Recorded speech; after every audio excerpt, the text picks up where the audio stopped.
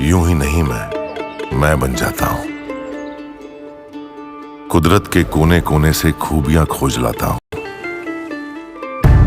गुणवत्ता की गहराइयों का गोताखोर हूं मैं। यूं ही नहीं मैं रजनीगंधा बन जाता हूं। देश के मतदाताओं के मुद्दों का आंकड़ा सामने आ गया है। हिंदुत्व के मुद्दे पर 18% लोगों ने मतदान किया है। यानी हमारा सर्वे कह रहा है कि 18% लोग जब वोट डालने निकले तो उनके दिमाग में हिंदुत्व का मुद्दा सबसे ऊपर था। देश के 15% वोटर्स ने महंगाई के मुद्दे पर वोटिंग की है। किस मुद्दे पर कितने परसेंट वोटर्स ने मतदान किया उसकी पूरी जानकारी आपको दिखाता हूं, जरा स्क्रीन पर डालिए। इससे भी आपको पता चलेगा कि एग्जिट पोल किधर जाता दिख सकता है और चुनावी नतीजे किधर जाते दिख सकते हैं। महंगाई के मुद्दे पर हमारे सर्वे में निकल कर आया कि 15% लोगों ने महंगाई का मुद्दा देखा, 13% ने बेरोजगारी, विकास का मुद्दा 8%, किसानों का मुद्दा 15%, हिंदुत्व पर 18% लोगों ने वोट किया है। राम मंदिर का मुद्दा 6% लोगों के लिए मुद्दा था। विश्व में भारत का डंका 2%, लाभार्थी 11% और ध्रुवीकरण 12%। ये कुछ मेजर मुद्दे जिस पर लोगों ने वोट किया है वो आपको बता रहा हूं।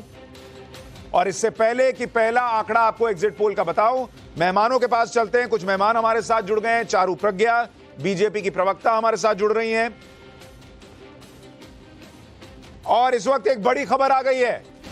अखिलेश यादव कह रहे हैं कि यूपी में इंडी गठबंधन 25 सीटें जीत रहा है। यूपी में 25 सीटें इंडी गठबंधन को, यानी 80 में से अगर वो 25 दे रहे हैं तो वो खुद ही मान के चल रहे हैं। इसका मतलब कि 55 सीट जो है वो एनडीए के पास जा रही है। हालांकि उन्होंने 10 सीटें अपनी खुद घटा दी हैं। कल तक वो 35 सीट का दावा कर रहे थे, आज वो 25 पर आ गए हैं। अब देखिए 4 तारीख आते आते कहां जाएंगे।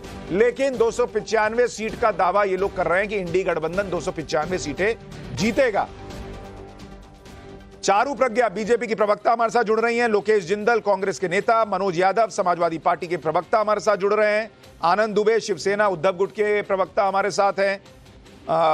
Awadhesh ji senior journalist, Tauseef Khan political analyst, Piyush Tanwar हमारे साथ जुड़ रहे हैं जो कि रिसर्च हेड हैं ईटीजी के, जिनके साथ हमने ये सर्वे किया है।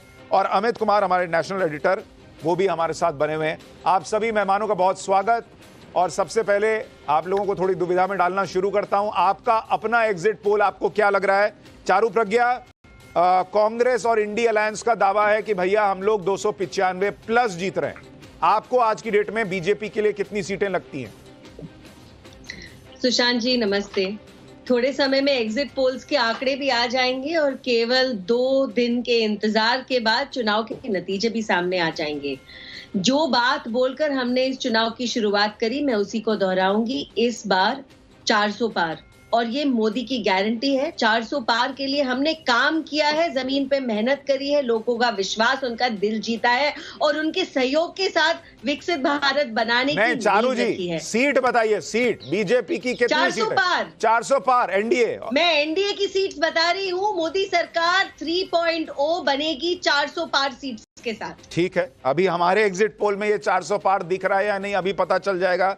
मनोज यादव जी समाजवादी पार्टी के प्रवक्ता हमारे साथ है। मनोज भाई, अभी अखिलेश जी कह रहे हैं 25 सीट जो है वो इंडी अलायंस के लिए यूपी में, तो 55 तो उधर ही चला गया फिर बीजेपी की तरफ। फिर तो ज्यादा नुकसान यूपी में हुआ नहीं फिर उनको। मेरे ख्याल से वो आंकड़ा दुरुस्त नहीं है और आंकड़ा उन्होंने 50 कहा है। 50 से ज्यादा 25 तो बिहार की अकेले आरजेडी की जीतने की दावेदारी की गई है। और अभी आपने अपने ओपनिंग रिमार्क्स में कहा कि, और आपके पत्रकारों ने कहा, तमाम रिपोर्टर्स ने कहा आएगा तो मोदी। तो मैं आपको जवाब दे रहा हूं, जाएगा 4 जून को तो मोदी ही, हारेगा 4 जून को मोदी ही। ये बात जनता ने तय कर दी है। और जो आप एग्जिट पोल दिखाएंगे, जो सीटें बताएंगे, उस पे बात को जवाब सवाल हो जाएगा। हाँ, लेकिन तो बीजेपी की प्रवक्ता ने कहा है। नहीं मनोज भाई, एक मिनट मनोज भाई, आपका आंकड़ा बताइए। यूपी में आपको क्या लग रहा है, इंडिया अलायंस या सपा गठबंधन को कितनी सीटें आती हुई आपको लग रही हैं यूपी में और देश में?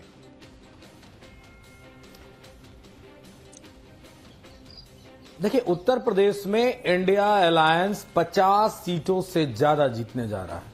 इसमें किसी तरीके का कोई शक शुबा नहीं। और आप लोग अभी जो डेटा दिखाएंगे वो आपका डेटा होगा, समाजवादी पार्टी ने हर लोकसभा में 5,000 लोगों से बात की है, जो लगभग टोटल 4 लाख का आंकड़ा है। 4 लाख का मुझे नहीं लगता है कि कोई एग्जिट पोल का डेटा होगा जो हमारा 4.25 लाख शाम का को एग्जिट प्रस्तुत पोल करेगा। है, लेकिन आपका भी बड़ा 4 डेटा है और लाख मैं लोग। आपके डेटा को भी खारिज नहीं कर रहा हूं। आप मन बना के बैठे हैं हमारे वाले को खारिज करने का, लेकिन मैं आपका वाला खारिज नहीं कर रहा। आप मेरी बात सुन लीजिए, मेरी बात कंप्लीट हो जाने दीजिए। मैं कह रहा हूं कि 4 लाख लोगों से समाजवादी पार्टी ने बात की है और उत्तर प्रदेश के 4 लाख लोगों ने कहा है कि आप ये सीटें जीत रहे हैं। तो हमारे पास उसका एक बड़ा पैकेज तो है। यूपी में आप 50 सीट दे रहे हैं इंडी को, आपके अलायंस को, और देश में सर, देश में बाकी मेहमानों के पास भी जाना सर। देश का आंकड़ा बताइए, आपका देश का। ये आवाज क्यों कट रही है? लीजिए, आवाज कट गई। लोकेश भाई, आपके हिसाब से आपका एग्जिट पोल, समय कम है लेकिन बताइए आप। देखिए, जो भाजपा बड़े दमखम के साथ 400 पार का नारा दे रही थी, चुनाव के चलते चलते उनके हाथ से चुनाव फिसलता दिखा रहा था। आवाज आ गई। पहले फेज, दूसरे फेज, तीसरे फेज, इस हद तक कि प्रधानमंत्री जी ने अपने भाषणों में मुद्दे बदले हैं। पहले फेज में मुद्दे कुछ और थे, तीसरे चौथे फेज में मुद्दे कुछ और बने, और चुनाव के खत्म होते तक मुद्दों ने एक बहुत दूसरा रूप ले लिया था। ये सभी एक भाजपा की विफलता को दर्शा रहे थे, और इसी बीच इंडिया गठबंधन मजबूती के साथ उभरता हुआ दिखा। लोकेश भाई, आज तो एग्जिट पोल पे बात करते हैं, अपना नंबर दीजिए ना। आप बताइए कांग्रेस कितनी और आपका अलायंस कितना? मैं बहुत होपफुल हूं कि 300 के आसपास इंडिया अलायंस और कांग्रेस जीतेगा। कांग्रेस वर्तमान में मुझे ऐसी आशा है। पक्का? तो फिर आवाज कट गई। राजीव को बोल दे, राजीव। कांग्रेस जीतेगी। नहीं लोकेश भाई, कांग्रेस की कितनी सीटें? आपकी आवाज चली गई थी। 90 से 95। 90 से 95, बहुत बढ़िया। कांग्रेस 90 से 95, लोकेश जिंदल कह रहे हैं, और इंडिया अलायंस के लिए वो कह रहे हैं 300 सीटें। तौसीफ भाई के पास चलते हैं। तौसीफ भाई, बंगाल में आपको क्या लग रहा है और आपका एग्जिट पोल क्या कह रहा है? देखिए, बंगाल में तृणमूल 29 सीट लेकर के आ रही है। 29, एक कम एक ज्यादा हो सकता है। और भी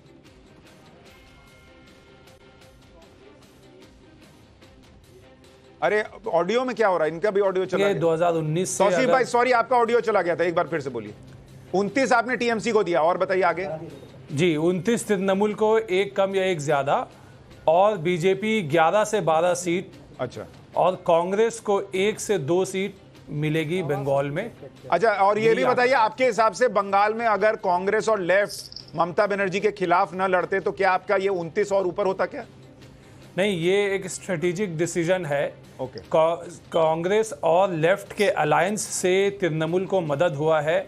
जो वोट, लेफ्ट का वोट जो बीजेपी को गया था 2019 के चुनाव में, ठीक है, वो वापस लेफ्ट में आ गया, जिससे बीजेपी को नुकसान हुआ, और इसका फायदा तृणमूल को हो रहा है। ठीक है। आनंद दुबे जी, महाराष्ट्र के हिसाब से आपको क्या लग रहा है? महाराष्ट्र में शिवसेना को कितनी सीटें, देश में आप इंडिया अलायंस को कितनी सीटें देख रहे हैं? सुशांत जी नमस्ते। नमस्ते सर। महाराष्ट्र में 28 से 32 सीट महाविकास आघाड़ी को, और 16 से 20 सीट भारतीय जनता पार्टी और एनडीए को। महाराष्ट्र में जिस प्रकार पार्टियों को तोड़ा गया, एक